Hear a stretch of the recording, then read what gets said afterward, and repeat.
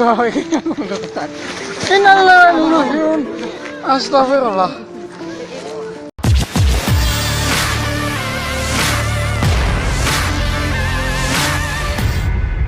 Sebuah video memperlihatkan detik-detik jenazah jatuh dari keranda saat digotong warga. Dalam video berdurasi 1 menit 15 detik itu, terlihat sejumlah orang menggotong jenazah menuju ke kuburan.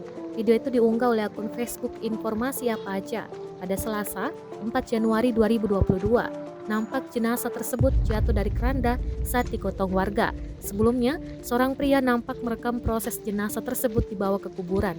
Namun di akhir video, tiba-tiba jenazah tersebut terjatuh. Hal ini sontak membuat warga kaget dan segera mengangkat jenazah yang telah dibungkus kain kafan tersebut. Tidak diketahui di mana lokasi kejadian dan kapan peristiwa tersebut terjadi. Yang pasti, video ini menuai berbagai komentar dari netizen.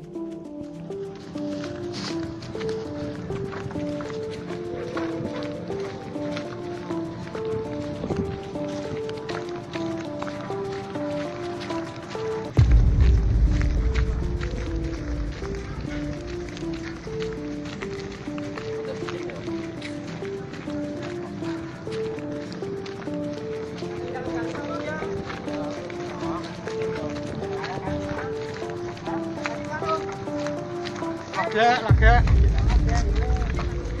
Kuncing sana ya. Kuncing aja deh.